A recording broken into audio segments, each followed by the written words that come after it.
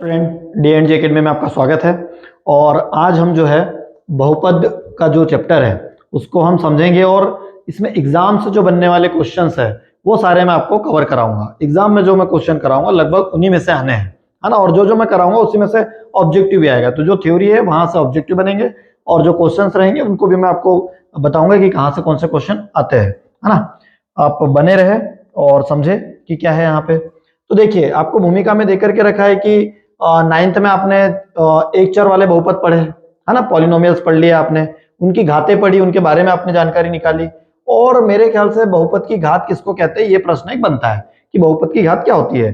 तो मैं आपको सिंपल सी बात बता देता हूं कि बहुपद की घात मतलब एक फॉर्मूला मेरे पास में एक छोटा सा, ये याद रखो कि जिसकी जितनी घात, है ना, उसके उतने शून्य होते हैं और जिसकी जितनी बड़ी घात वही उसका बहुपद की घात।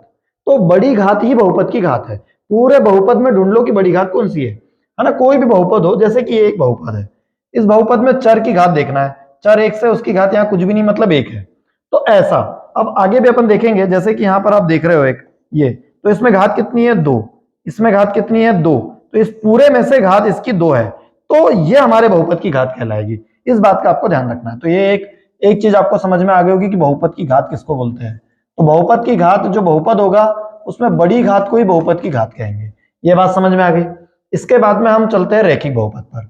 नेक्स्ट क्या है? तो ये तो यहाँ पर लिखा हुआ ऑलरेडी कि घात 1 के बहुपद को रैखिक बहुपद कहते हैं। यह आपको नोट डाउन कर लेना है ना। इस बात को आप अच्छे से नोट कर लेंगे कि जिस भी बहुपद की घात 1 होगी वही आपका रैखिक बहुपद कहलाएगा, है ना। और ये एग्जाम में आता है कि रैखिक बहुपद की घात कितनी होती है, तो आपको बताना है कि 1 होती है ना। या एक घात वाले बहुपद को क्या कहते हैं, तो आपको बताना है कि उसको रैखिक बहुपद कहते हैं। इस बात को आपको ध्यान रखना है ना।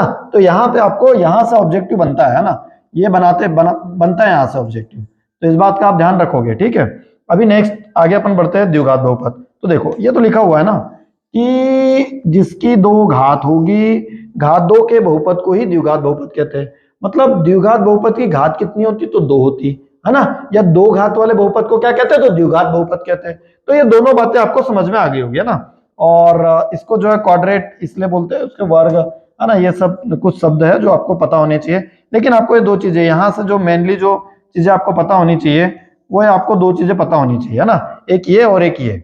अच्छा, एक और बात है, यहाँ पे नहीं है बट मैं आपको बता दूं कि यहाँ पर आपको देख रहे होंगे, ये देखो क्या लिखा हुआ है। 7u u की पावर 6 है, 3/2 u की पावर 4 है, प्लस 4u की पावर 2 है, प्लस u माइनस 8 में चर u में घात 6 का बहुपद है, क्योंकि बड़ी घात है, ठीक है। अब यहाँ पर एक चीज आपको देखने में मिल रही है कि 1 में x की पावर -1, मतलब 1 में x माइनस 1, और यहाँ पे करनी में x है, और यहाँ पर x की पावर 2 प्लस 2x प्लस 3। तो इसमें तो आपको कोई कमी नजर नहीं आ रही है, ये तो सब ठीक है। लेकिन ये बटे में है, अपॉन में है, इसलिए बहुपद नहीं होंगे। तो मेरी एक बात का ध्यान रखना कि कब कब बहुपद नहीं होगा। बहुपद 3 कंडीशन आप याद रख ली ना, तो आपको पता चल जाएगा कि ये बहुपद नहीं है। एक पहली बात कि नीचे चर नहीं चाहिए, हर में कौन नहीं चाहिए? चर नहीं चाहिए। देखो यहाँ पे हर में चर है, बहुपद नहीं होगा। यहाँ पे भी है, नीचे चर है, बहुपद नहीं होगा। दूसरी बात जो याद रखनी है कि करनी में कभी चर नहीं चाहिए हमको। करनी में मतलब यहाँ पे देखो, करनी है, इसमें चर है, तो यहाँ पे भी कभी भी नहीं होना चाहिए। चाहे 100 चाहे भाई चाहे कुछ भी, ए से लेकर के जेड तक कोई भी नहीं होना चाहिए, मतलब नहीं होना चाहिए। अगर है तो वो बहुपद नहीं होगा। और ये क्वेश्चन जो है पूछते हैं वो, जैसे यहाँ पर ये लिखा हुआ है, ऐसा आ जाता है कभी कभी कि करनी में 3x बहुपद है या नहीं है। आपका उत्तर होना चाहिए नहीं है, क्योंकि भैया करनी के अंदर x है, और मैं बता रहा हूं ना आपको कि करनी के अंदर अगर x है या कोई भी चर है तो बिल्कुल वो बहुपद नहीं होगा। दूसरी बात, और एक बात, अगर x की पावर -1 हो, x की पावर 1/2 हो, तो भी वो बहुपद नहीं होगा। और ये तो समझने वाली बात है। क्यों समझने वाली बात है? कि अगर ये ऊपर वाली, अगर नीचे चर है, नीचे का चर अगर ऊपर गया तो माइनस में जाना है, तो वही कि ये नहीं होगा। बस इतनी सी बात याद रखनी। 3 बातें कौन सी? पहली बात कि चर को अपॉन में नहीं होना चाहिए, हर में नहीं होना चाहिए। एक्स वाई जेड या एबीसीडी जो भी है उसको हर में नहीं होना चाहिए। दूसरी बात कि चर को करनी के अंदर नहीं होना चाहिए। तीसरी बात कि चर की जो घात है वो ऋणात्मक नहीं होनी चाहिए और भिन्नात्मक नहीं होनी चाहिए। ये ऋण है और ये भिन्नात्मक है, तो ये नहीं होना चाहिए। तो यहां से ये बातें आप नोट कर लेंगे। आगे हम नेक्स्ट आगे बढ़ते हैं। तो नेक्स्ट हमारे पास में जो होगा वो नेक्स्ट हम समझेंगे कि क्या है। अच्छा, त्रिघात बहुपद जिसकी घात कितनी होगी, 3 घात, उसकी त्रिघात। तो ये बातें आपको समझ में आ गई, बहुत अच्छे समझ में आ गई होगी।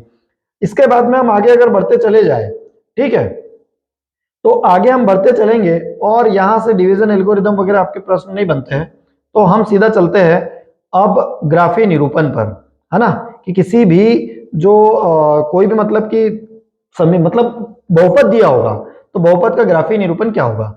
उससे पहले एक बात हमको यहाँ पे भी समझनी है, ठीक है, और वो बात क्या है, देखो भाई, तो वहां पर वो दो क्या बात है, देखो क्या लिखा है यहाँ पे, द्विघात बहुपद A X square plus B X plus C के 2 शून्यक है। कितने शून्यक है, 2। मैं यहां पर एक बढ़िया सा स्टेटमेंट देता आपको, एक बढ़िया सी बात बताता, वो याद रख लो, आपको याद रखने की झंझट ही खत्म हो, टेंशन ही खत्म हो जाएगा आपका। क्या, कि जिसकी जितनी घात, क्या कहा मैंने, जिसकी जितनी घात, जिसकी जितनी घात उसके उतने शून्यक, उसके उतने शून्यक। ये बात आप नोट कर लो एकदम बिल्कुल, और ये ऐसा नोट करो कि आप भूल ही ना पाओ, जिसकी जितनी घात उसके उतने शून्यक। क्या याद रखना है, जिसकी जितनी घात उसके उतने शून्यक। इस बात को आपको बिल्कुल बिठा लो। तो देखो यहां पर घात कितनी है इस चर की, 2, तो इसके शून्य कितने होंगे, 2। अगर मान लो ऐसा लिखा होता x square plus x plus b लिखा होता, तो यहां पर चर की घात कितनी है, हाँ यहां पर 1 है, तो इसके शून्य कितने होते हैं, एक ही शून्यक होता, और वो क्या होता, शून्यक मतलब उसके बराबरी से 0 ले लो आप और बाकी का हल कर लो।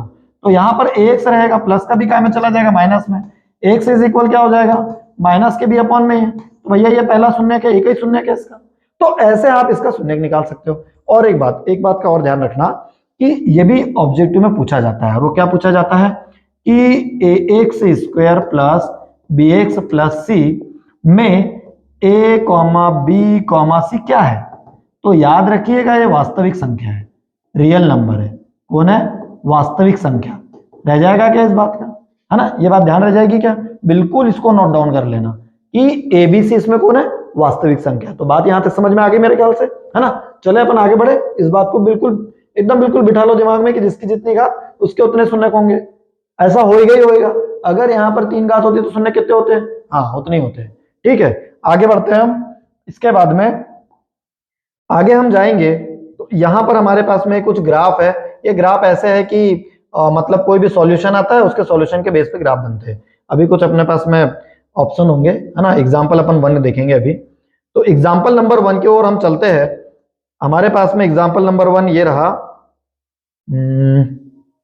ये है एग्जाम्पल नंबर 1। और जरा देखो एग्जाम्पल नंबर 1 में क्या कहा है। तो एग्जाम्पल नंबर 1 में जो भी कहा होगा बहुत आसानी से आपको समझ में आ जाएगा। एक बहुपद क्या कह रहा है, देखो एक बहुपद, और बहुपद कहां, यहां चालू होगा। प्रत्येक आकृति y is equal p x, y is equal क्या बोल रहा है, पी एक्स बोल रहा है। जहां पी एक्स एक बहुपद है, जहां पी एक्स एक कौन है, बहुपद है, का ग्राफ है। ग्राफों से प्रत्येक के लिए पी ऑफ एक्स के शून्यकों की संख्या ज्ञात कीजिए। भैया आपको जो ध्यान देना है ना, जो ध्यान रखना है, वो ध्यान क्या रखना है, ये रखना है यहाँ पे, ये है ना। अगर यहाँ पे पी वाई होता ना तो स्थिति बदल जाती। अभी मैं बताता हूँ आपको, पहले पी ऑफ एक्स से देख लेते हैं, फिर पी ऑफ वाई से देख लेते हैं। देखो पी ऑफ एक्स, इसका भी सिंपल सा, एकदम सिंपल सा फंडा देता हूं मैं आपको कि क्या करना है आपको। यहां पर एक्स देखो, देख लिया, तो यहां पर भी एक्स की लाइन देखो, कोई और लाइन देखने की जरूरत नहीं है। और उसके बाद में ये एक्स की लाइन देख लिया हमने, उसमें ये देखो कि इधर से जो ग्राफ की जो लाइन है वो कितनी बार कट रही है। तो देखो यहां से ये गई, ये एक बार कट रही, तो इसका उत्तर कितना आएगा, एक। कितना आएगा इस ग्राफ का उत्तर, एक। मतलब इसका एक ही शून्यक होगा। कितने शून्यक होंगे इसके, एक शून्यक होंगे। बात करें यहां पर, तो भाई बात तो एक्स की चल रही ना, तो एक्स का एक बार यहां कटा, आपको अच्छे से दिखाई दे रहा होगा, एक बार यहां, तो इसके कितने उत्तर होंगे, इसका उत्तर होगा 2 शून्यक आएंगे इसके। चलो यहां पे बढ़ते हैं, तो 1 2 और ये 3, तो इसके कितने शून्यक होंगे भाई, 3 शून्यक। यह ऑब्जेक्टिव में क्या आता है, ऑब्जेक्टिव में क्या होता है, एक चित्र दे देते हैं और पूछते हैं, ये लिख देते हैं कि शून्यकों की संख्या क्या होगी। तो आपको देखो यहां पर ये देख, अच्छा एक बात का ध्यान रखना, क्वेश्चन को घुमा देगा। क्या घुमा देगा, यहाँ पे एक्स की जगह वो वाई लिख देगा और फिर गलत हो जाएगा। तो आपको यहां पर बहुत केयरफुली देखना है। अब इस वाले उत्तर पे चलते हैं। तो देखो भैया यहाँ पर सिर्फ एक बार है, तो इसका भी एक शून्यक होगा। यहाँ पर कितनी जगह, देखो ये एक ही बार है, इसको एक ही मानोगे आप, तो एक शून्यक हो गया। इसको जरा देख लो, ये 1 ये 2 ये 3 और ये 4, कितने शून्यक है इसके, इसके भैया 4 शून्यक है। कितने हैं, 4 शून्यक। तो मेरे ख्याल से ये आपको 3 और 3 6, ये आपको 6 ग्राफ आपको समझ में आ गए होंगे। और मेरी बात का ध्यान रखना, अब मैं जो बोल रहा था वो सुनो। अगर यहां पर y होता, x की जगह क्या होता, y, तो y होता, तो मैं उसको कोई दूसरे पेन से समझा देता हूं, आपको समझ लो, आप ब्लैक पेन समझ लो कि y होता तो क्या होता। y होता तो यहां पर एक शून्यक होता, y होता तो यहां पे भी एक ही शून्यक होता, y होता तो यहां पे एक ही शून्यक होता, y होता तो यहां पे एक शून्यक होता, y होता तो यहां पे एक शून्यक होता, और y होता तो यहां पे एक शून्यक होता। बात समझ में आई क्या? सभी में एक एक ही उत्तर आता है इसका। मतलब ये है सिंपल सा कि अगर प्रश्न में उसने जो भी बोला हो उससे हमको मतलब नहीं है। ये हमारा ग्राफ है, ये एक्स की लाइन है और ये वाई की लाइन है। अगर उसने यहाँ पर एक्स बोला है तो हम ये देखो कि ग्राफ वाली लाइन ने एक्स पर कितनी जगह काटा है, बस। और अगर वाई बोला तो वाई ने कितनी जगह काटा है, इस बात को आप अच्छे से समझ लेंगे और मेरे ख्याल से आपको समझ में आ गया होगा ये, है ना। अब आगे बढ़ेंगे हम, तो आगे हमारे पास में 2.1 पर हम जाएंगे, यहाँ पर आंसर दे करके रखे है ना। और 2.1 के भी ग्राफों को हम कर लेंगे। अब ये मैं आपको बोलता हूं कि आप इसको कैसे सॉल्व करोगे, बताओ। बहुत आसान है ना आसान, देख करके समझ में आ गया। इसका कोई उत्तर नहीं है, क्यों? क्योंकि यहाँ पर एक्स बोला ना उसने, तो कोई उत्तर है क्या? नहीं भैया, एक्स पे कटा ही नहीं, तो 0 उत्तर हो गया इसका। ये एक ही बार कटा, 1 उत्तर हो गया इसका। 1 2 3, 3 उत्तर हो गए इसके। इसका क्या हुआ, आपको समझ में आ रहा है? बहुत अच्छे से आ रहा होगा। 1 2 3 4 आ रहा कि नहीं आ रहा? 4 उत्तर आ रहा। 1 2 3, कितने उत्तर आ रहे? 3। तो ये आपके पास में 2.1 यहाँ पे एंड हो गया। इतने से आपको कुछ नहीं है, इसमें से एक वो ग्राफ देगा और ग्राफ से वो ऑब्जेक्टिव पूछेगा कि इसके शून्यकों की संख्या बताओ। और आपको क्या करना है, आपको सिर्फ इतना सा ध्यान रखना है कि पहले यहां देखना है। यहां नहीं देखोगे ना बेटा, गलत ही होगा। यहां पहले देखोगे, उसके बाद ही सवाल हल करोगे, तो आपका आसानी से सॉल्व हो जाएगा और बहुत अच्छे से आपको समझ में आ जाएगा कि क्या करना है। तो मेरे ख्याल से ये 2.1 तक आपको समझ में आ गया होगा। अब नेक्स्ट पार्ट में हम लोग 2.2 को सॉल्व करेंगे, इसी प्रकार सॉल्व करेंगे, मजा आएगा आपको और आसानी से बस ऐसे चुटकी बजाए और उत्तर लेके आ जाओगे आप। ठीक है, चलो देखते हैं फिर नेक्स्ट इसमें।